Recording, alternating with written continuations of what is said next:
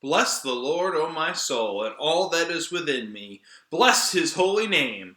Bless the Lord, O my soul.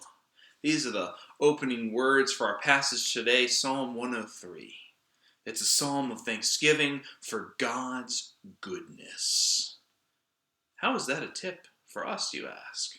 Well, in the psalm, we've been using the Psalms a lot because the Psalms are very expressive books. They have a lot of wisdom for us.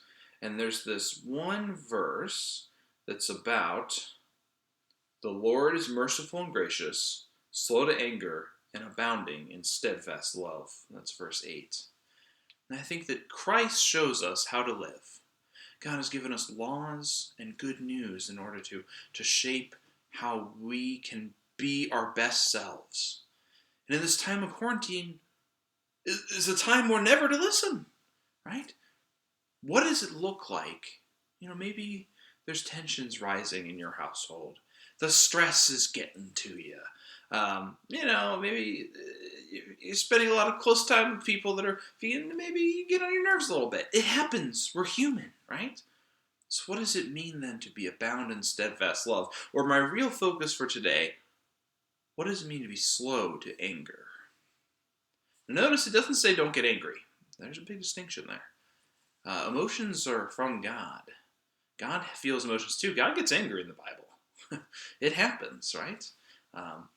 Emotions are from God. We're allowed to get angry.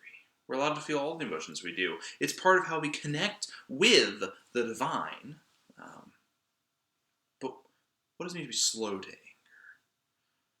I know in times like these, mental health professionals talk about that people could have a short fuse, so to speak, or that because there's so much stresses and so much unknown, people might push aside how they're feeling, and the slightest thing might set them off. And I'm encouraging you today, this tip from God is to be slow to anger, to look into what it is that's distressing you, what it is that could cause your fuse to get shorter. Let's lengthen those fuses, right? Again, not that we can't get angry, but if we're constantly getting angry about every little thing, that's going to drain us even more. It's going to shorten our fuse even more. Let's search for peace today. And the best way to do that, you ask? Thanksgiving. We go back to what the Psalm's about, Thanksgiving. The way our emotions work, human beings, we can't feel two emotions simultaneously. We can quickly alternate back and forth between two, or multiple, but we can't actually process more than one emotion at a time. And people are like, I feel sad and I feel, grieving when I've lost someone. Well, actually, your brain is quickly alternating between the two.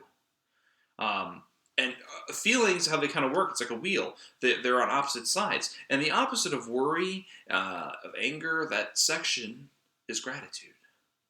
Thanksgiving. Realizing what blessings we have. This is a way to lengthen our fuse. We're slower to anger when we are thankful. Our hearts are healthier when we're thankful. The science backs this up too. Because these tips from God have proven are proven by science, but God has given them these because God knows us. God created us. God knows what's good for us. So let's work on lengthening those fuses today. Let's give thanks to God for what good things we do have. Our homes, our health, our family, whatever it is. Let's give thanks and be slow to anger. That's today's tip from God.